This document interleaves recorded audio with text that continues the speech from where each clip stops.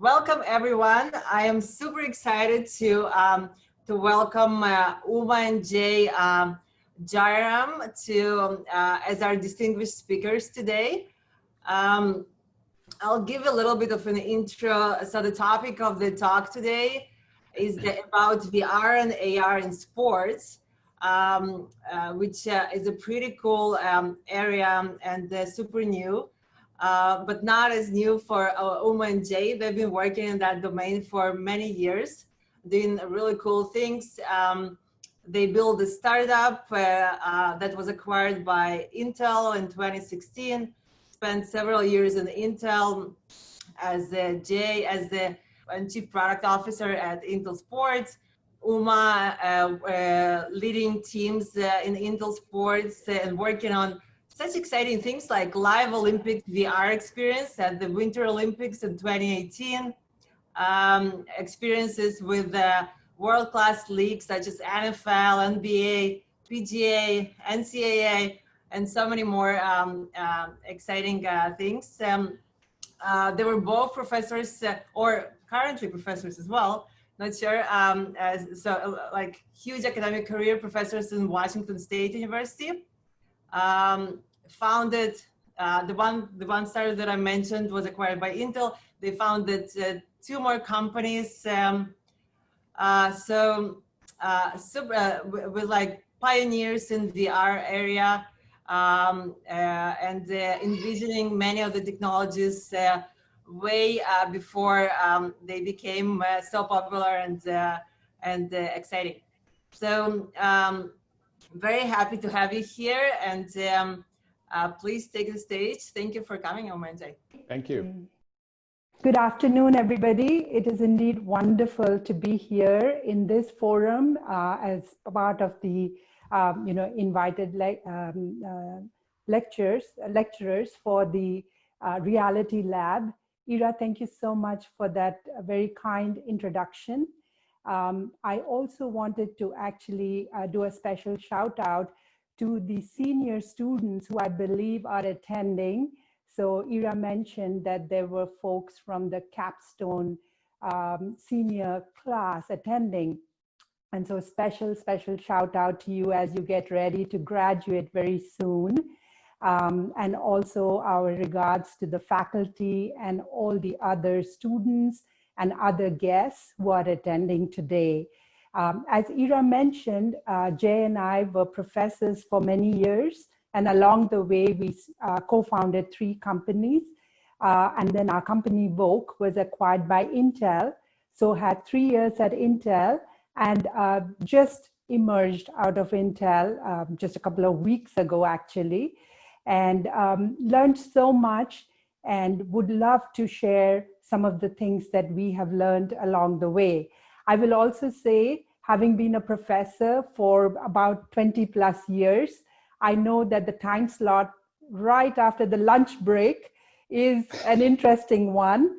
We were originally planning to be there on campus, the beautiful UW campus, but today on Zoom and so on, we will make it work. We assure you, we planned what we hope is a very interesting talk, something useful for you. That's what we strive to do, not talking necessarily just about what we did, but making it something useful for you so that it adds in some way to the knowledge base. So as we go through the talk, please feel free to ask us any questions, any clarifying questions. Otherwise, I think there's a robust chunk of time at the end for the Q&A also. As we just to help us go through the signposting for the talk today, Jay will talk about the journey and also the products and technologies. And then what I will do is I will talk on the next 2 items, the challenges, and also some insights from our journey through the entrepreneurship, starting out as professors, co-founding companies, and then being in a corporate company. So in a corporation, so that entrepreneurship, a couple of insights that might be interesting. and then Jay will end with some final thoughts. Okay, with that, let me start with our journey. As Ira mentioned, we've been doing VR for a very long time, and that's my first virtual reality device that I created at Washington State University. I had just joined the university in a few months before this picture was taken, and I was fascinated by the concept of virtual reality and stereoscopic viewing. And I created 2 spinning cubes with a right and left eye offset using computer graphics, put it on a big monitor. There were no LCD panels. The monitors were really big. Went to Walmart, bought a little ViewMaster, sawed it off so I could get those lenses, and stuck it with Scotch tape on the screen. And I looked through it and said, wow, that looks so cool with 2 spinning cubes. And actually, I used that to show the capability to Packard Corporation, which many of you are aware of, located in Bellevue. They make the Kenworth and Peterbilt trucks. They saw that, and they funded my first research activity that Uma and I started at Washington State University. So that's how journeys sometimes start, with the fact that you take a $5 sawed-off ViewMaster from Walmart and dream of something and go from there. So going to Washington State University in the lab, we established the VR lab in '94, about the time that Tom Furness was doing his work at Washington, at the University of Washington as well. And here's our first helmet that we had to build ourselves. It was huge. It was 6 pounds in weight, and we had to put counterweights in the back so we could lift our head to see straight out. Otherwise, it was too heavy in front of us. In fact, that helmet is behind us in the bookshelf here. And using that, we started working with Kenworth and Peterbilt and Packard, and then later on John Deere and Caterpillar and Komatsu and many others. And we were creating enterprise solutions. Here's a Packard steering wheel with a truck with a person in a VR space, looking at the ergonomics of the truck design to see, okay, that if that's where you place my coffee holder, when I reach down to pick up my coffee mug, I cannot see the road and I'm going to crash the truck. And those are the kind of studies that we were able to do way back 25, 30 years ago almost. And here's one that I wanted to pull up because that was a concept of mixed reality that was done about 99, 2000 timeframe, where we had pictures taken in a Komatsu factory, and we blended that with computer graphics simulations with assembly, where people could actually operate cranes and feel as if they're really in that factory doing it for various purposes. So these were some early virtual reality activities that we were able to do at Washington State. Then we started our company around 2000, in 2004. In 2005, we created, the company was called 3D4U. And now when I look back, it's like, wow, really? That's the name we chose? But it was a cool name at that time. 3D was just starting to take off. We wanted to show how people could use essentially, in some ways, spatial computing to navigate in full 6 degrees of freedom in space. So we actually went to a museum in Utah, and we had a camera that was spinning around on a spindle and taking 360 stereoscopic shots.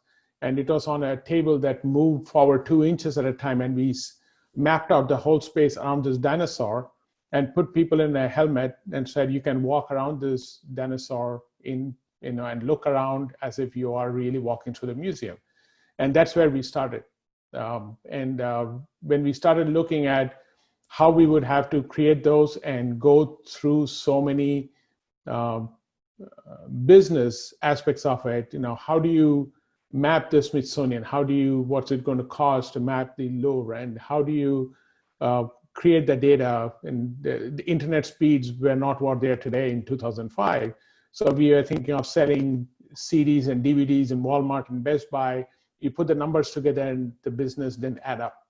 And we were trying to figure, okay, so we have this cool concept, what do we do with it? That's when we moved to, can we do something live in virtual reality? It was actually missing a Seattle Seahawks game that I told, Uma and I were chatting, and we told our partner, wish we could be in the stadium and through a VR headset and feel as if we are there. And suddenly, bam, that was the pivot that we did. And we called it iStadium was the name of the product, and we called it 3D for You Solutions.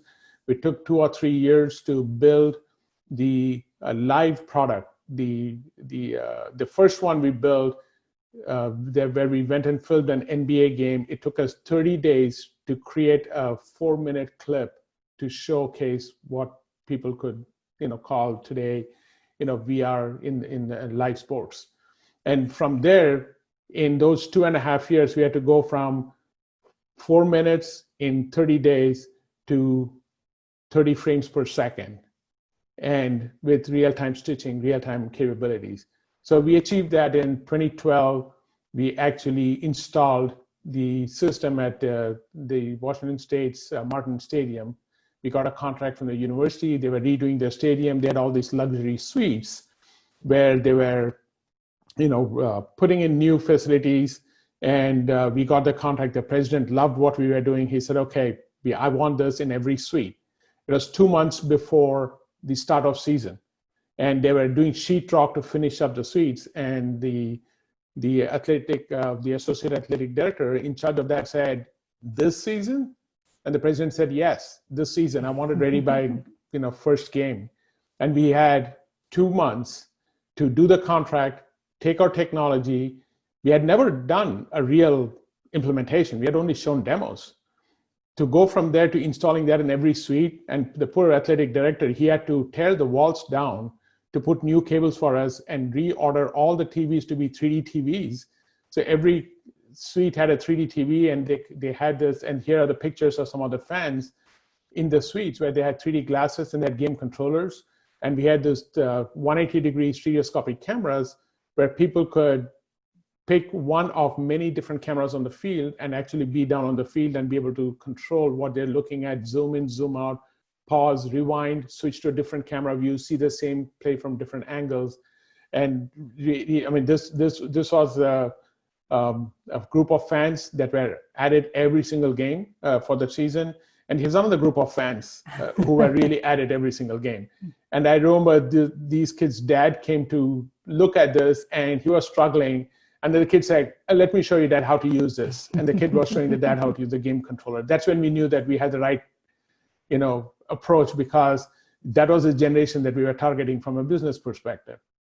So going on from there, we then expanded. We said, well, it's not just about sports. How about concerts? So we started reaching out, and we actually made pretty good connections. This is Mark Anthony. For those of you who know him, he's the king of salsa and won so many Grammys and so on. And he joined our board as an advisory board member. And this picture was taken at his home. We also had made connections with Ricky Martin. And our first product that we released to the public outside of any stadium was a Ricky Martin concert app, where we filmed his concert in Sydney.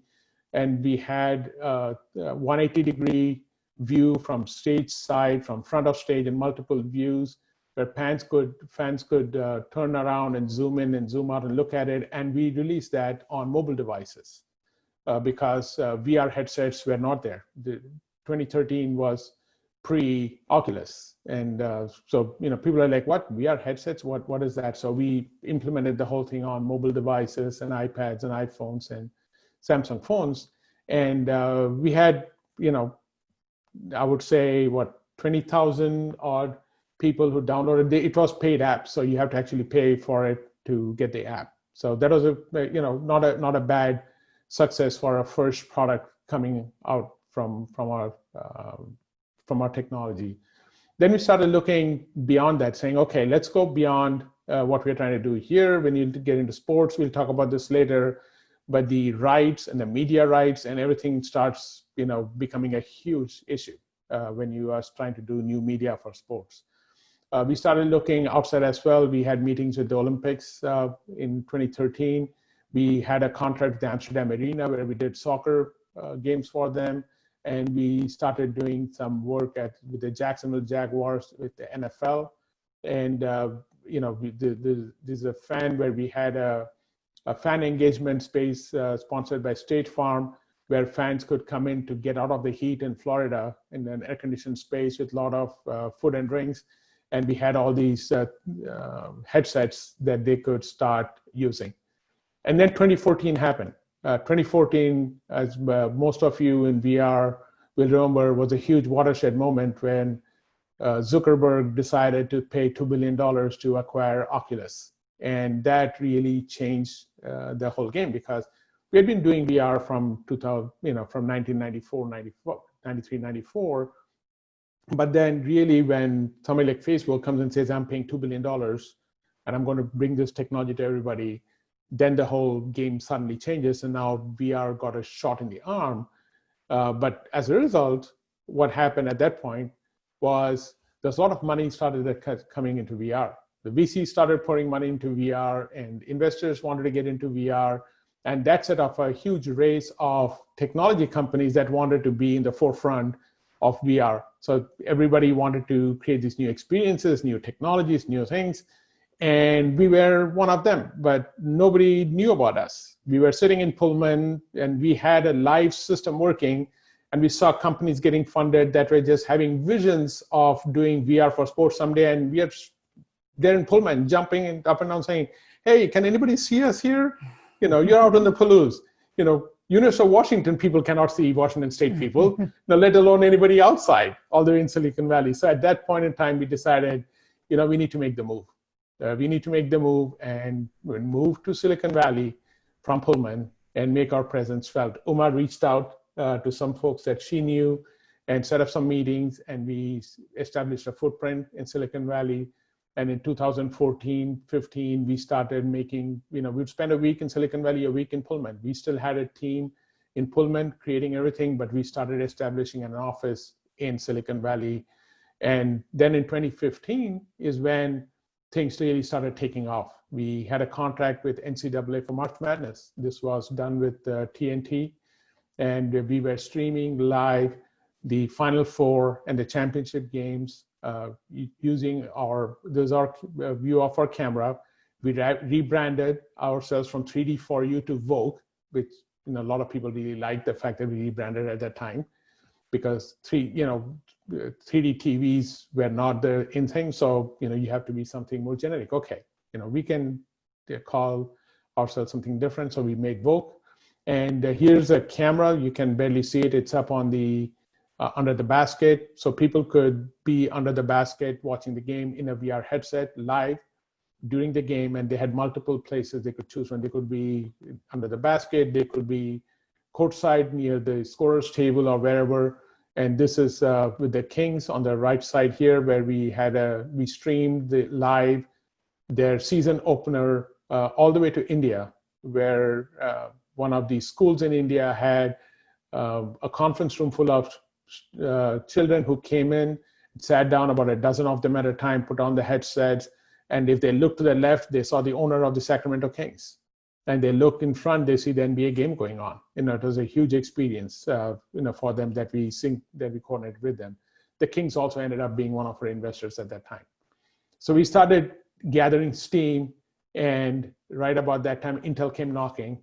And a few months later, we were part of Intel.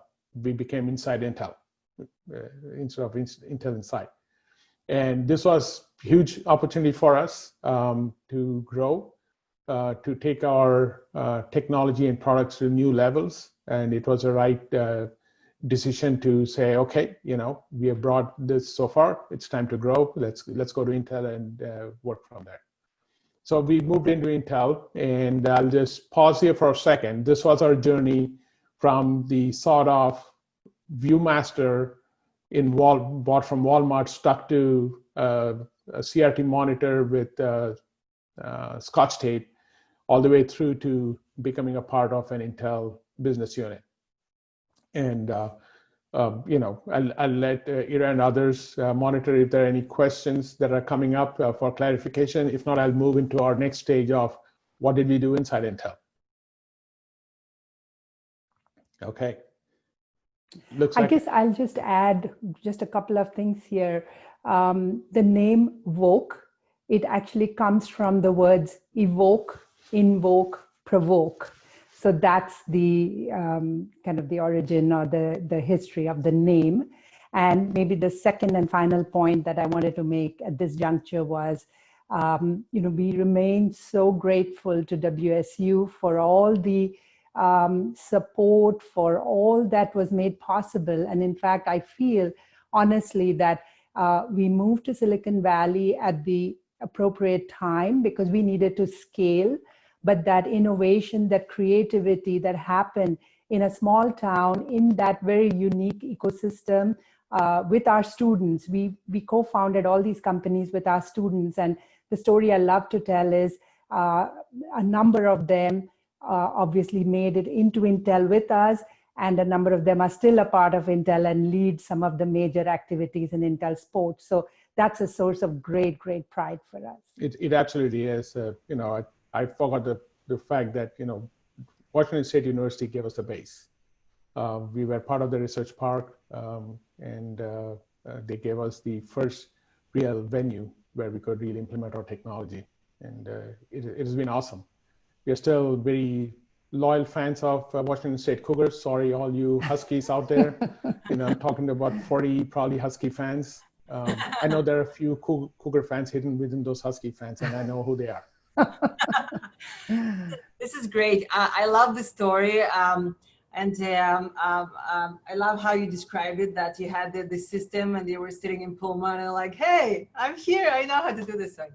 It's a great inspiration. I have a question about the, a little like a technical question about the camera. So how many cameras were inside the VOKE camera? And how did you manage to make them synchronized in a way that you could live stream, right? That was the point. Could you talk a little bit about that? I think you're just going to get to that. Yeah, I'm going to get to the camera here. Okay. That's my 2 slides from here. Yes. That's great. It's a great segue. Thank you. It's a great lead into that. So the question that very often comes up is Intel and VR in sports. Why Intel? We were asked that question many times. So Intel formed a new business unit called Intel Sports. And the goal of that business unit was to create new technologies that could harness the power of Intel kind of computing and leverage media and sports, which is a huge industry out there. And there was a new business unit that was formed under Intel Capital. And Intel Sports was formed with two acquisitions. One was our company, VOKE, and the other company was Replay Technologies from Israel. And of these two, the VOKE product was rebranded as Intel TrueVR, and the Replay Technologies product was rebranded Intel TrueView. And I will dive into both of these as CTO and Chief Product Officer for a while at Intel Sports. Was responsible for both of these technologies in many different ways, not just the VOKE part of it. So I'll dive into both of those right now. So there's your camera that we talked about. So the camera consisted of stereoscopic pairs of cameras and lenses. And, we typically had anywhere between, 5 pairs or 6 pairs of cameras based on different configurations and different versions of the cameras. And these cameras were all tied together and they were all synchronized through a common heartbeat. So we were sending a heartbeat to every sensor that was capturing a frame on that heartbeat, timestamp the frame, send it back to the server. And we would have a little queue at the server, because different cameras are buffering different levels and sending it back, but they're all timestamped together. So we have that buffer, then we, take from that buffer, we line up, synchronize all the camera signals simultaneously, and then we push it through the rest of the pipeline, which Uma will talk about. When she gets to her part of the talk, she'll talk about the full pipeline. Once the camera send the signal in, then what all did we have to do all the way through to getting it out to the user. So hopefully that part answered your question initially. We can always dive into more, detail at the end of the talk.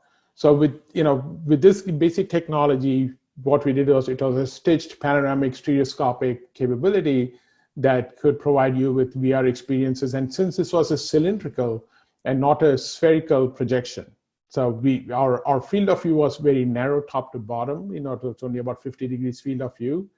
but it was the advantage of that was that this was very good for flat screens as well. So you could have 360 or 180-degree views on laptops, on mobile devices. So it was not only limited to VR headsets. And so when we launched products, we were looking at many different ways of consuming this product, this experience. So, here are some examples. I showed you a picture of the March Madness. So while we are at Intel, we continue to do March Madness multiple years going forward from there. And we evolved from where we had, 3 or 4 cameras that we were being, streamed to the user, to building out a full truck, a full production truck that was doing full VR production. And that's when you start realizing the full power of what broadcast does and the storytelling power that comes with all this capability. Again, getting into the details of that and the challenges of how you bring that in. Uma has more slides that she'll talk through some of those as well. But these are pictures to show the complexity of the production. And once we got into doing real work with the real the broadcast industry and real sports industries, including a new fan that we got in one of our games. This was their mascot, and they brought the mascot to the truck, and we put the headset on the mascot, and he actually was sitting there, for a while without complaining and just looking around in the VR headset. Something to be said about, immersion, and we didn't have a bone that he started running after, so we were okay.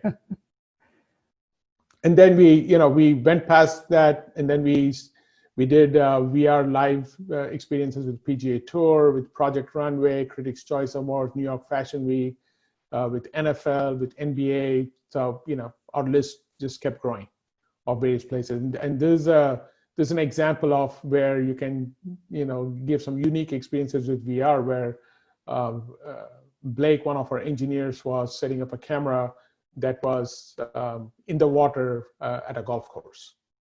And then moving on, as Uma said, we did the Pyeongchang 2018 Winter Olympics, or Ira mentioned that. And here's our camera on the downhill ski slope that we were live streaming from. And this was distributed over the world in the multiple different languages, multiple different apps, huge challenges. I'll let Uma address those because her team was the one that was going into that. So with that view of the Intel TrueVR VOKE technology, I want to spend just a few minutes on the volumetric technology that is the Intel TrueView technology. And as part of this whole experience, Uma and I were looking forward to being there on campus and seeing all the excellent work that's being done there. And Vivek has talked about a few of those. I've seen some when I was there. I met you very briefly in your office, but then we were really looking forward to spending a full day, exchanging concepts and ideas and seeing all the things. Hopefully in the next few months, we'll be able to make a trip out there. So the Intel TrueView is a volumetric technology where the cameras are positioned around the stadium, and you get many different views from those cameras that are shown here. And the cameras are typically configured as shown in this view, where the cameras are all pointing inward, outside in. And using those, you're actually segmenting the players, the ball, and the referee, and all of those, from those camera views, and then triangulating them to actually create the voxel information, of each player, and the colors and everything needs to come together. And using that, now you can provide these unique experiences that are based on volumetric. I don't need to go into more detail. Everybody understands volumetric, especially people in your lab, they understand exactly what I'm talking about. And using that, you can create these unique experiences, such as putting somebody inside the quarterback's point of view. And this is something that Intel has released in Super Bowl last year and the year before, where Tom Brady's point of view was shown, his last pass in NFL, or at least with the Patriots, now that he's going to play a game, but the Patriots was a pick. And what did he see when he threw that pick? Those are the kind of things that you could really see by taking the volumetric data and then moving a virtual camera all the way down to where you can see from the player's perspective. So with that view of our journey, of the Intel True VR, the Intel TrueView, and as CTO and Chief Product Officer, one of my goals was to bring the two technologies together and bring the live streaming capabilities of True VR and the volumetric capabilities of TrueView and see what the product would be, and then handing it off to her and her team to figure out how to implement it. And so with that, let me hand it off to Uma to talk about the plan for Suriyati and the challenges with that. Great. Jay, thank you for some great storytelling. So it's built up the story of the work that was done and the technologies that came together. But as we all know, every great story needs a protagonist, but also the obstacles and the challenges, right? That moment when you feel, are we going to make it or are we not going to make it? And then how you surmount that. So those are all the ingredients of a great story. And for sure, we have, plenty of those. So this is not, a cartoon that I put together. The attribution is there in the next piece of this. But I wanted to say, typically, you have a plan and you want to reach somewhere and you have this, this idea of how you're going to get to that spot and that goal. And then this is the reality, right? And again, the attribution is there. It's came across this and I love using this. Essentially what happens is you realize that getting from point A to point B in your story actually comes with characters that you had never even anticipated, obstacles, technical challenges, business challenges, operational challenges, and how do you really bring all of these together? And it was not a smooth journey from the museum demo to NCAA and NFL. I thought it was. It was easy for me. This is what I want done. You had to do it. So these are, I wanted to talk about 5 or 6 of the challenges, and I wanted to do it in this context of what the end-to-end solution was, right? So we saw the cameras and we saw that those cameras are placed at the event, but from that, we have a pipeline and a workflow wherein these experiences are then provided to the end user at home.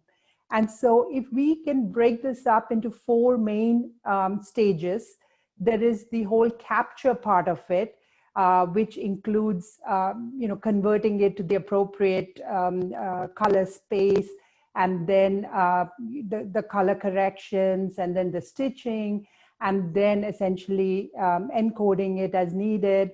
And then we have the transcoding, and then we have the distribution. I also wanted to point out, it's not explicitly in the slide, but I want you to keep at the back of your mind that there is a big piece wherein we brought in broadcast level and broadcast kind of production capabilities into this VR workflow.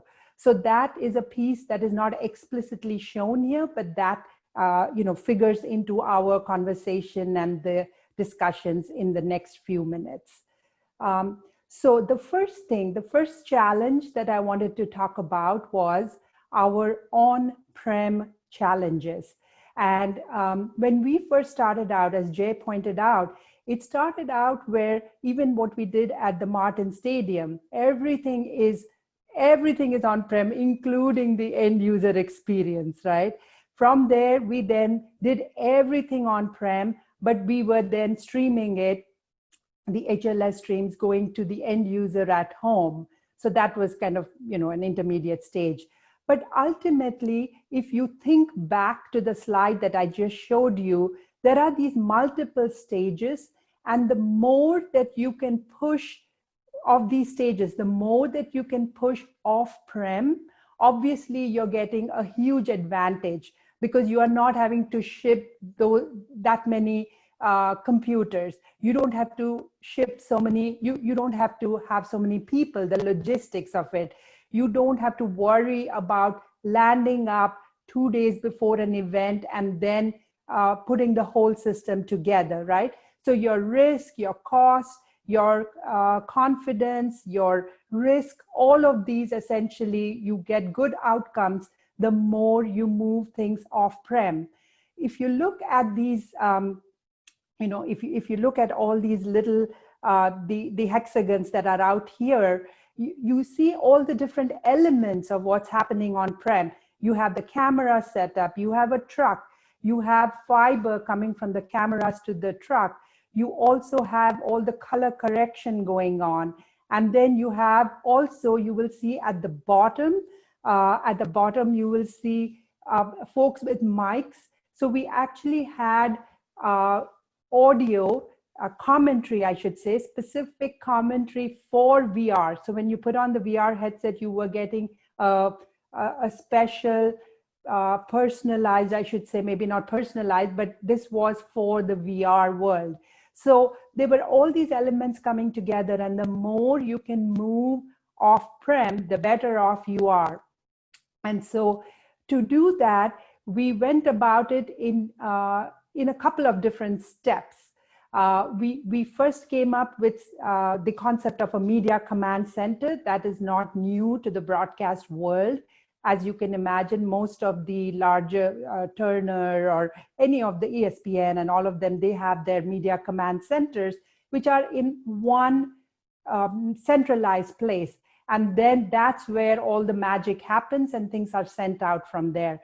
So we brought that concept to the VR production, and so came up with this concept of a media command center, wherein it's not as if all the raw files we are able to send out here, because remember, ultimately, everything has to be served to the end user in near real time.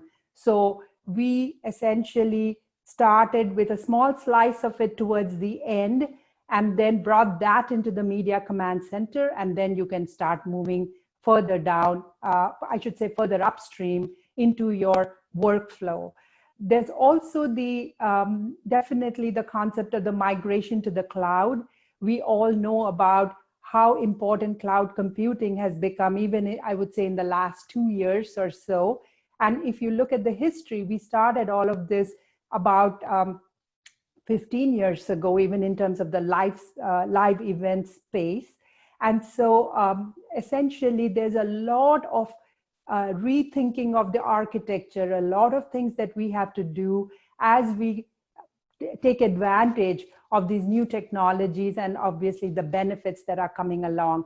And certain workloads can be sent to the cloud, certain cannot. And so we have constantly been experimenting with that and figuring out what is essentially what is giving us the best value for whatever is the architectural choice that we are making.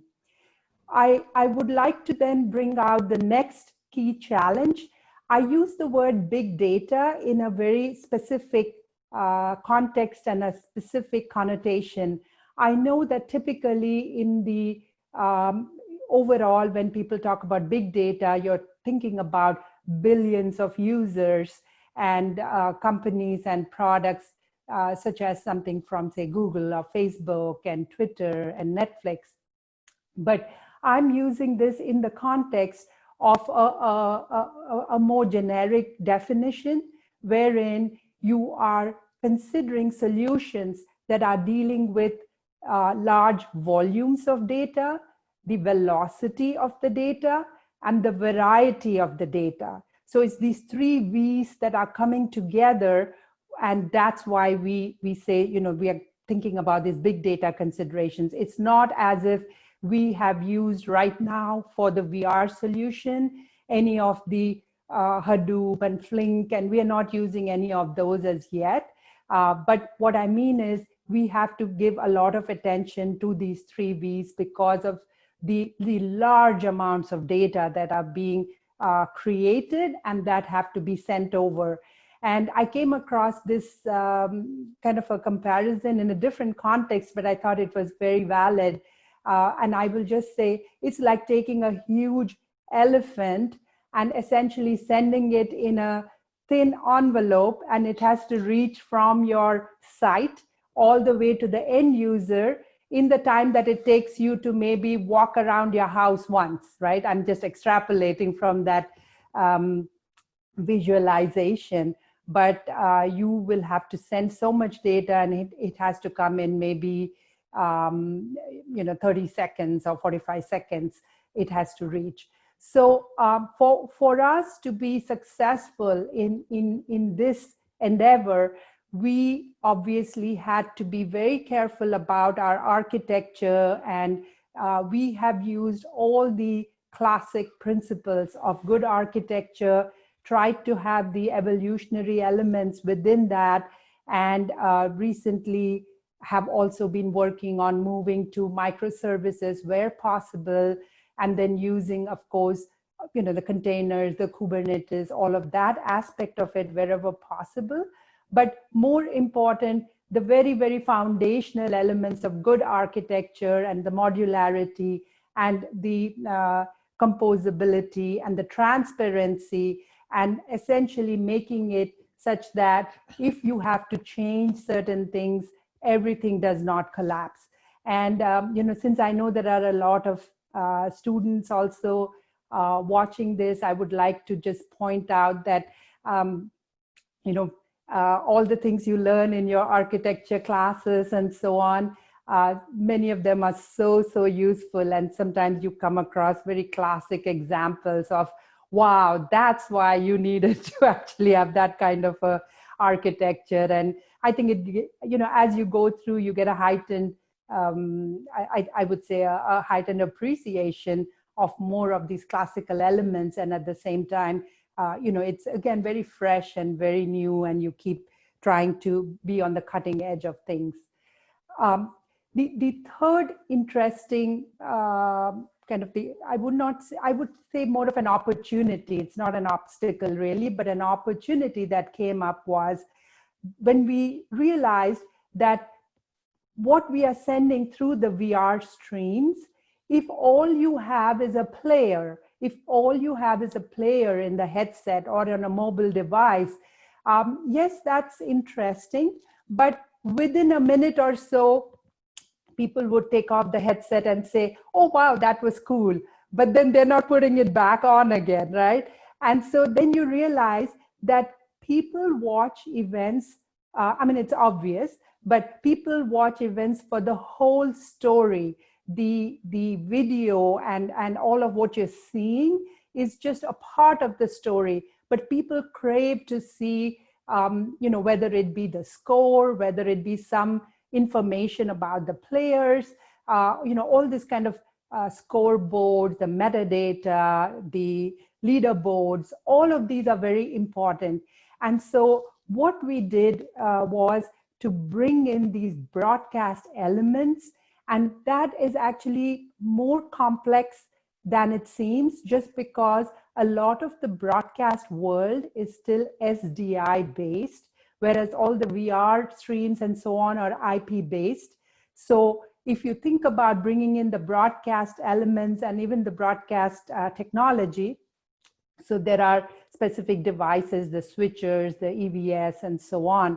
So it is a challenge to blend or to in some way have this combination, I should say, of these two worlds. And so that was an interesting set of challenges by itself. And there is talk that ultimately, even for the broadcast world, they may move to the cloud, in which case, that would be kind of a new frontier. But until that is done, we still have to be in this world of SDI and using those SDI feeds for the broadcast. And then if you look a little carefully at the image, you will see a pictorial of the field. So this is a baseball field, and you can see there are 4 different camera icons that are shown. And one of them, if you look carefully, it says it's VR cast. So what this is the 3 blue ones, those are cameras that are, they're just there in the field. And when you go there, you see whatever is coming out of that camera. But the VR cast, that is almost like a director's cut. And that's where this magic of this whole, the production, the linear broadcast, those elements that we were brought in, because that way, if there is something good happening in camera 1 and then there's something good in camera 3, you don't have to be switching from one to the other, but that's the director cut. It's a lean back experience. So we are allowing both a personalized experience and a lean back experience. You can pick whichever one you want. So that was the interesting aspect about bringing in these, these kind of production elements. And also, as you can see, we also were bringing in the linear broadcast itself. So we are bringing in the linear broadcast feed when appropriate, because after all, those are produced in such high quality, and that gives a beautiful context for this experience that people will have when they put on the headset. The fourth, and so I have 6, and so the fourth one is the whole, I would say the whole challenge of synchronization, which we briefly talked about in the context of just the camera, sensors, and those feeds. But now think through the whole complexity. You have video, you have audio, you have a lot of metadata coming in terms of the score, the clocks, bringing all of those together and synchronizing those. And also remember, some of these need to be synchronized at the frame level. So that becomes important, for example, at some cliffhanger moment, or some very interesting point where juncture of the game, it becomes important to even have that frame level accuracy. So it depends on the sporting event also. And that's where, the variation from sport to sport. I think, there are so many elements when you put together a standard kind of an architecture, from where you can then go off and get into some specifics for each game. But this is one example. Certain games, the frame level accuracy becomes important. And so here you can see different feeds coming in. And I want you to keep in mind that even when we say video, right? Even when we say video, it's not just kind of a homogeneous, hey, it's just a video stream, because we would bring together different kinds of cameras. You saw one example of a camera, but then there were different other kinds which had a different field of view, for example, different resolution. How do you bring those together? And then sometimes we would use 360 cameras, off the shelf 360 cameras, or a particular third-party camera for some reason. Maybe the client wanted something specific from that. So you have to bring a synchronization between those videos, and then the video and the audio. And then interestingly, in certain situations, the video is coming through the cloud and then through the media command center, whereas the audio is directly coming to the command center. So then you have to synchronize a lot of this, the time stamping. And so those are all, again, very robust problems that, just speaking in a generic sense, need to be solved. And a lot of the, I would say, the experience at the end depends on how well you get to this solution.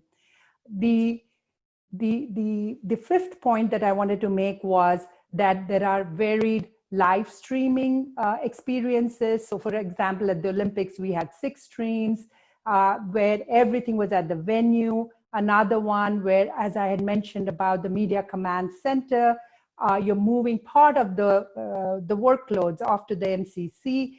And in the future, ultimately, the goal is that only maybe the capture and the capture servers are there at the venue, and everything else, as much as possible, you're bringing either off-prem at a remote MCC site or on the cloud. So those are the challenges we're going through.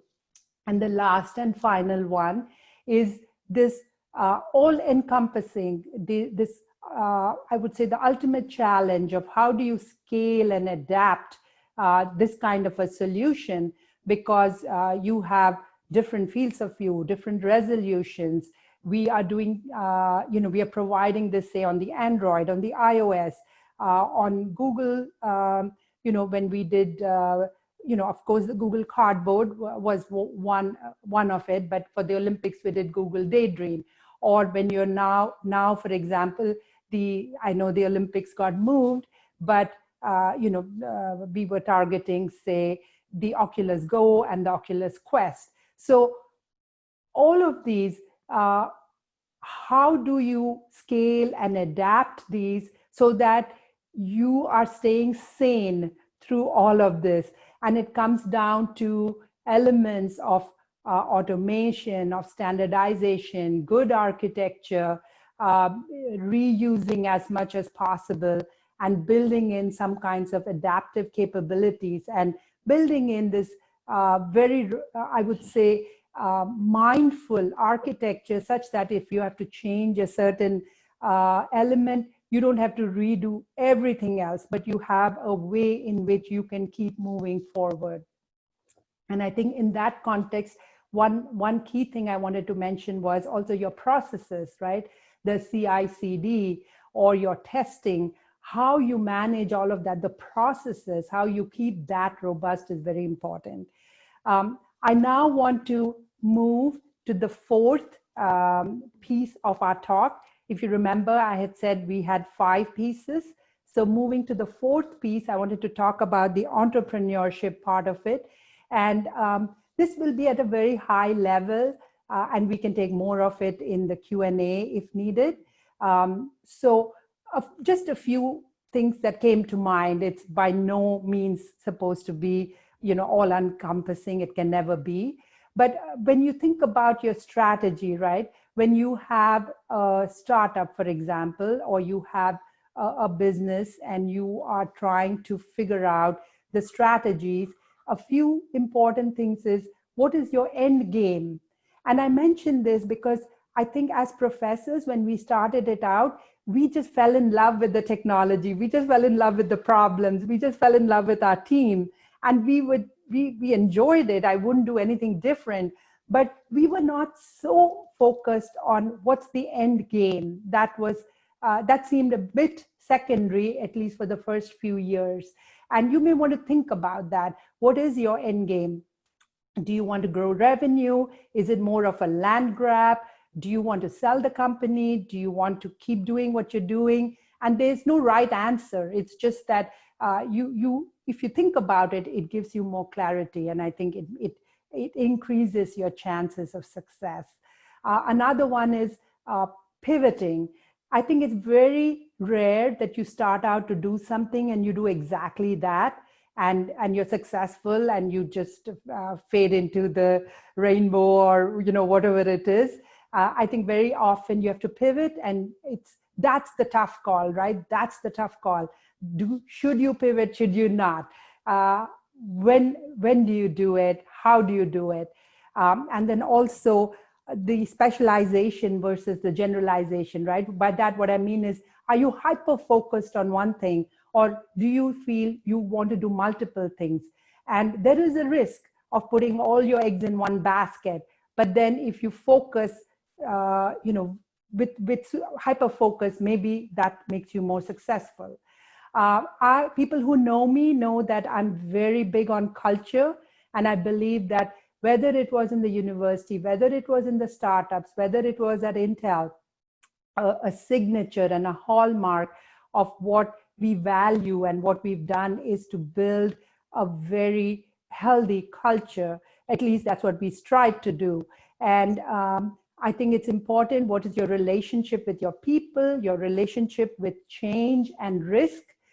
It's amazing how many people don't have an appetite for change, or some have a lot of appetite for risk. How do you manage that? Because you get people with different appetites for these.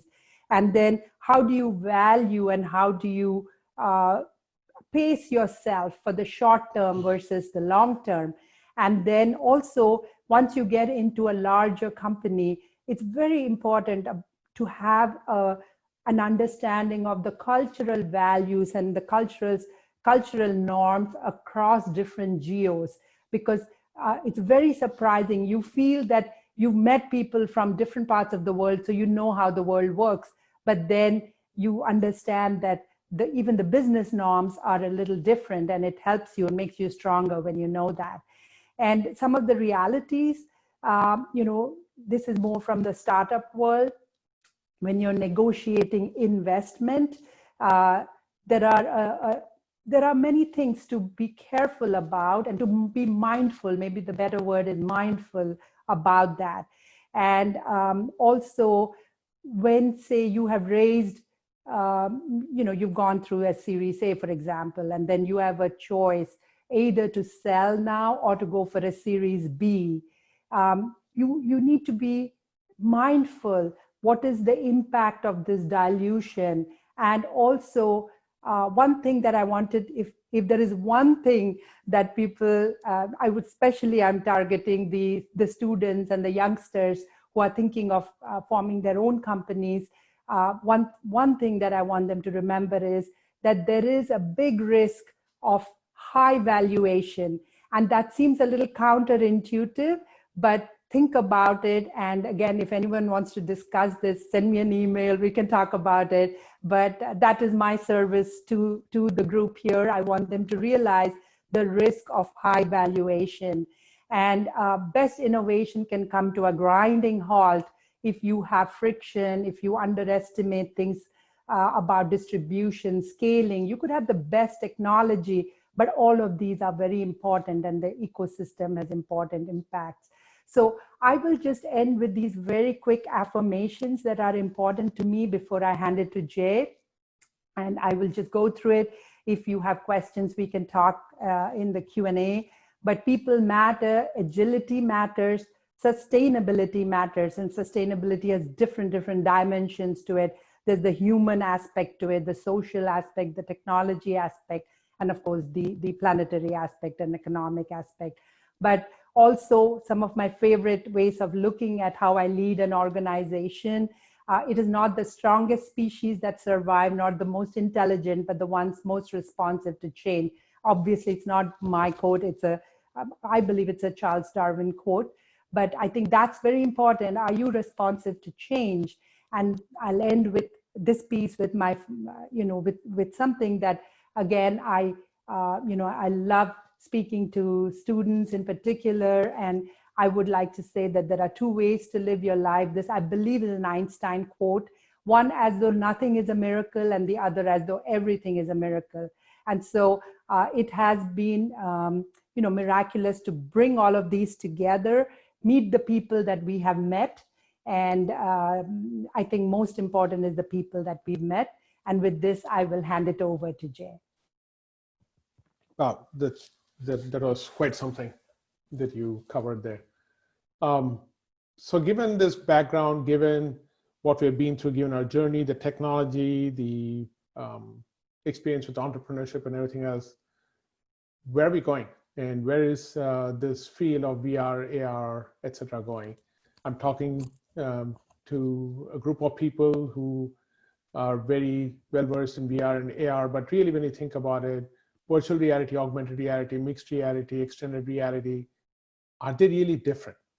When I think about it, it's all about make-believe being presented using various different presentation aids, whether you're extending the reality by adding things to reality through AR, or you're adding the real video in front of you in a mixed reality in the headset, or you're completely replacing the reality in a virtual reality headset. They're all essentially different facets of the same. So from a user perspective, the user really doesn't care whether you call it AR, whether you call it VR. I mean, these are all labels we give, and the labels that the investors give. Oh, VR is not hot anymore, AR is hot, no, AR is not hot anymore, XR is hot. We are doing, in many different ways, conceptually the same thing that we started in 94, 95. Whether we call it VR at that time, then we call it 3D TV, we call it mobile 360, we call it AR going forward. It's all about the different ways you can consume these experiences. VR headsets, AR glasses, mobile phones, smart TVs, they can all be leveraged for these new experiences. It doesn't have to be a labeled AR glasses or hologram. But then the key question that comes up is, for any of these to survive and really change the world the way this community is expecting to, is my question is, where are the everyday common person use cases? We have gaming, a lot of gaming experiences in VR.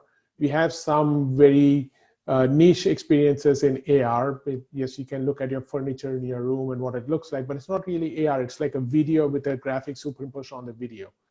So really, for this to move forward, you need to get to that next stage of the common experiences that every person can use. And I'm going to use the example of broadcast TV. And when you really think about it, broadcast TV started with black and white, moved to color, moved to HD, then moved to mobile phones. But if you really think about the concept, it's fundamentally the same. It's cameras on the field, somebody's switching between the cameras, somebody's telling you a story, and everybody gets to see the exact same thing on the TV. Now you have a choice of whether you want to see it on a small screen, it's close to your head, or a large screen far away from you. The same field of view you're getting, same experience you're getting in very different ways. You have the choice of watching it at home or watching it out in a park somewhere. So if you want to fundamentally change how people consume these experiences, you have to think beyond the fact that you can just take what is out there and put it into a different device, and that's going to change the world. It will in some form, but not the way VR and AR have the capability.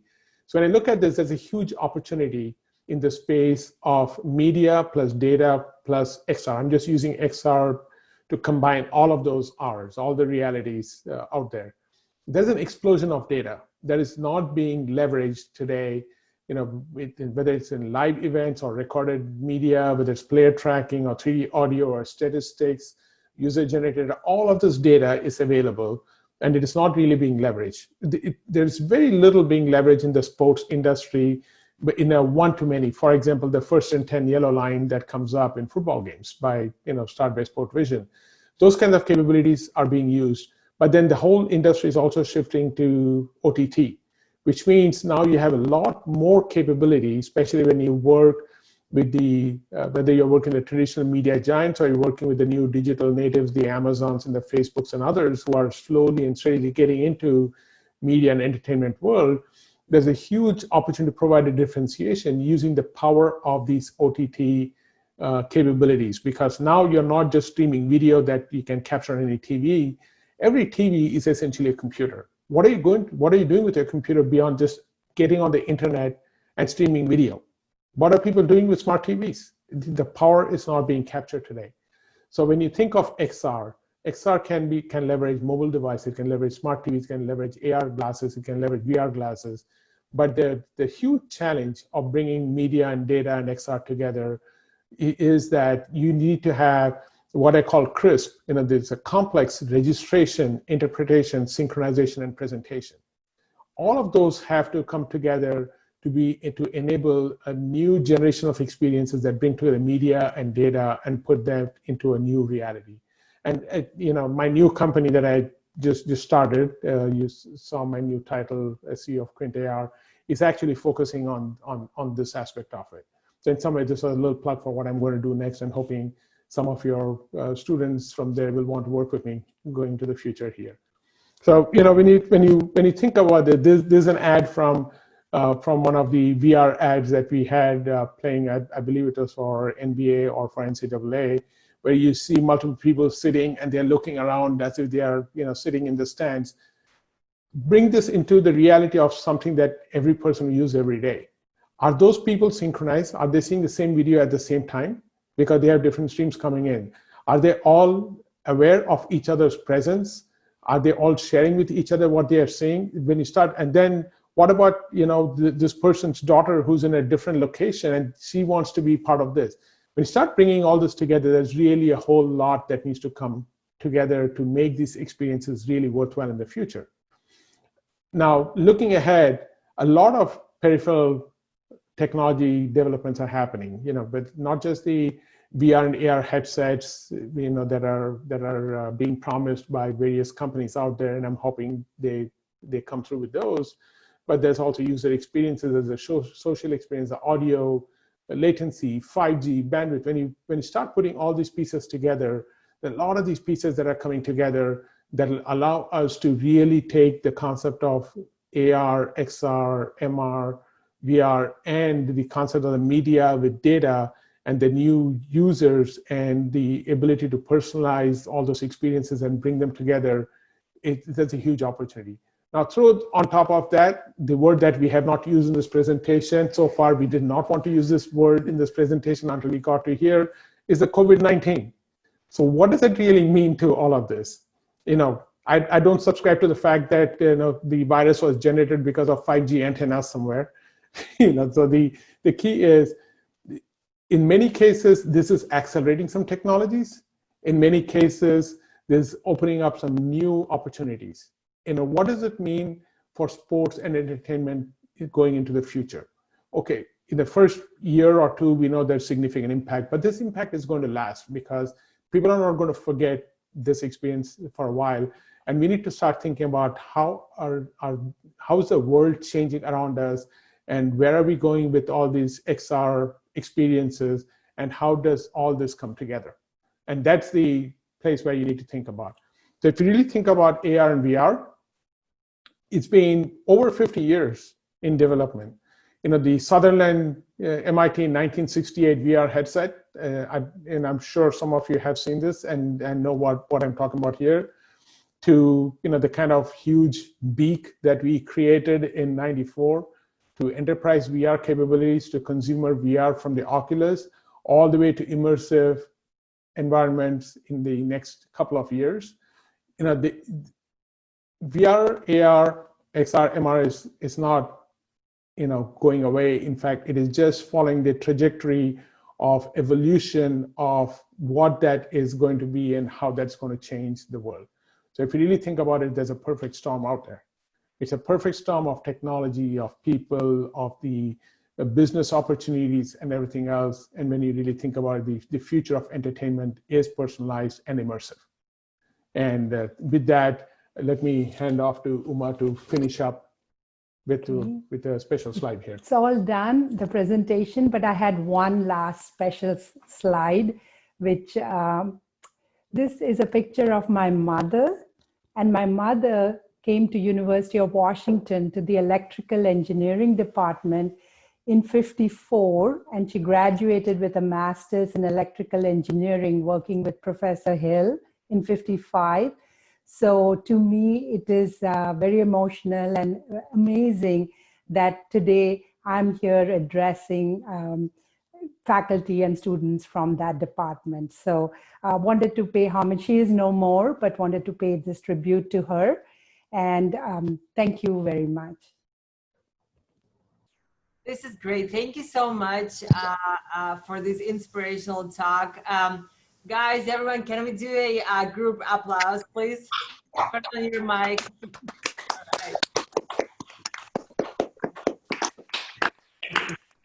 All right. You covered so many topics, from entrepreneurship to technical to inspirational ideas for the next steps. I will start while everyone thinks about their questions. I will start from one Jay, you mentioned COVID-19 towards the end of your talk, and I thought it's a perfect, I had an exact question in that space. So part of the audience here is a capstone class that is now developing with the newest VR, AR devices. And one of the things that we try to make sure that in every offering of that class, we encourage students to come up with, something non-game related, something really useful that can be done in AR and VR and build it. And so this capsule was all about, can you come up with something that you can do from home? How can we help from this whole work from home, COVID-19 situation? And people came up with really cool ideas. I wonder if you have since you have so much experience in the space, if you, Jay, Numa, have thought of some big opportunities that suddenly, I don't know, came to mind that related to this new situation that we live in? There really are many opportunities. Whether you're looking at the, this social connecting from home, in VR, AR space, where you want to have instead of Zoom meeting, I just did a meeting with my siblings in India, and I'm looking at this phone, and they have these 5 little video thumbnails that I'm looking at. If I could have an AR headset and have them sitting around me in the living room, would be a huge, huge change, right? So anything from that kind of social gathering experiences all the way to shopping. We are ordering our groceries online and having it delivered. We want to go to the grocery store, but we don't want to go to the grocery store. Can I walk down the aisles in AR, VR and pick up the things I want and buy it, and it appears at my doorstep? I'm just spewing ideas here. There's so many different ways you could do this. And there are companies doing. And there are companies doing that, but yeah. But then, when you think of the AR, VR side of it, there are very few people who are really saying, okay, can we tap into AR, VR now? Those kind of experience, when you tie that in with a device that is not, couple of pounds heavy and costs $800, if the Facebook or the Apple or the Google or one of those come up with those kind of lightweight sunglasses, kind of AR, VR headsets, that combination can really change the world. What I would like to do is, we'd be happy to, have students reach out to us, and if they want to throw ideas at us saying, hey, you think something like this could work, not work, what are your thoughts? More than happy to help. We are always there for the students. Great, thank you. Questions from the audience? James? Hi, I thought your presentation on the true VR volumetric technology was really fantastic. I remember reading or seeing some notions of that earlier. And I remember that I didn't know it was that technology specifically, just that kind of technology existed with the virtual cameras. And I always thought it'd be really interesting if that technology could be used for like an interactive YouTube video. Now I know that like you guys talked about all the setup and the cameras and capturing the data and processing it is all really expensive. And yeah, I mean, it's not going to happen on a cell phone anytime soon, but how close would you be to interacting with that data? Like say someone's changing the oil in their car and somehow you've captured the scene that they would normally show in a YouTube video, but then you could like stop it. You could look at what they're doing. You could pick them apart and see some information on it or something like that. And then when you let go, it would just like slide back into place and keep playing the video that you could walk around.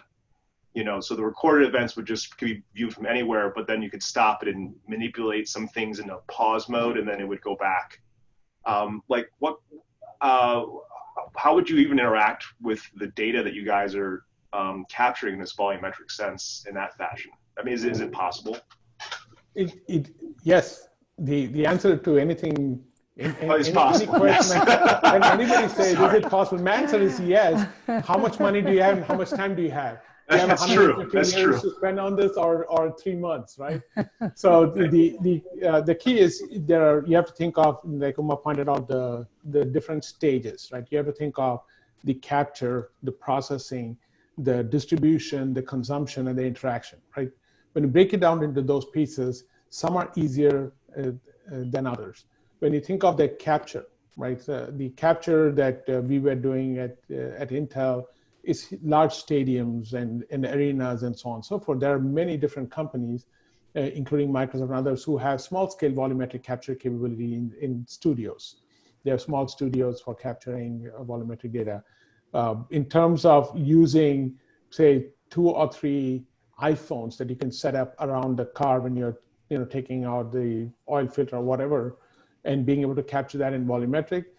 There's a company that I've seen that is starting to look at how can we have consumers create some of these volumetric. But then when you thread all the pieces together is where you can have the real value, because just capturing them, what do you do with the data? If you create the interaction, but there's no data to go with it. So you have to kind of think through the whole process. And yes, it is possible. Maybe a combination of volumetric capture combined with computer graphics and 3D models of the car. When you put all those pieces together, you could put together a package that could be valuable. I'll be surprised if YouTube is not already looking into that. So James, great backdrop, by the way. I feel like you're getting ready to jump into the pool. Looks great. And and also wanted to mention that this is not exactly answering your question, but just in the context of a broader intellectual discussion, right? Wanted to point out that when we were at WSU, we had come up with something called, it's a known thing, but we came up with a solution for virtual assembly. And what we did was we took the CAD models, parsed those using the APIs, create inventor files for each of those parts.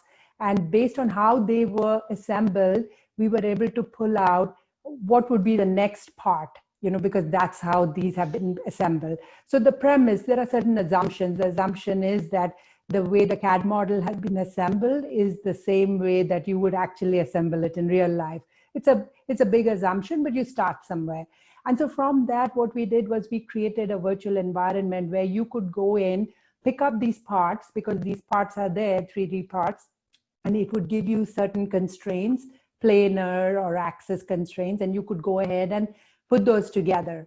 So that's kind of one layer in your question of how you would go ahead and do some of this, maybe training or simulation or something like that. I do understand your question is a little different, and it comes from, instead of having these CAD models and so on, how would you just capture it anywhere, anyhow? But I wanted to just offer that as a very specific and concrete solution that we had come up with. Thank you very much. Just as an added thought, sometimes when you're looking at these kind of, you have a concept and you want to get a solution, don't always think of the perfect solution. Think of a good enough solution. That's what builds businesses. That is true. Thank you very much.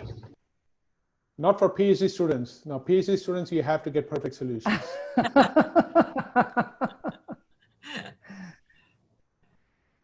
Great. I see. Yancy, did you have a question? Earlier when you showed the picture of the pug wearing the VR headset, I thought that was very interesting. And then I was just wondering if the next step for consumer VR could be animal VR, like the VR headset we can put on our pets, like my cat. Because she's an indoor cat, she doesn't have any friends. If I put a VR headset just designed for her on her little head, maybe she can feel like she's more connected with her cat community. I think we will need a pet psychologist also to weigh in on this. And then I'm just thinking from when we had our, beloved dog, she's no more, but when we had her, even if we needed to put some, I don't know, we had to put the cone around her just to make sure she was not pulling something off, when we needed to put something around her face. So I think there are so many other interesting challenges apart from just what is interesting content to keep them in. But thank you for flexing our brains and making us think in new directions. No, I mean, if you really, it's a really good question, because when you think of all the cat videos out there that are watching TV and watching ping pong and going back and forth, or watching birds and trying to get to the TV, why not, right? Now the question is, as Uma said, you have to put that cone so they're not taking the VR headset off. Now, people need those cones so they don't keep touching their face now. Thank you. This is perfect. We're right on time. And I would like to thank you again. I will see you a little bit later. And thanks so much for giving this talk. Okay. Well, thank you so much for attending, all of you. Thank you so much. We really appreciate all of you joining, and wish you all, especially the students, wish you all the best. And for the faculty and others, happy summer. And hope to be visiting your lab sometime soon. Yes, definitely. We would love that. Yes. Thank you. Right. Bye-bye. Bye, everyone. Bye.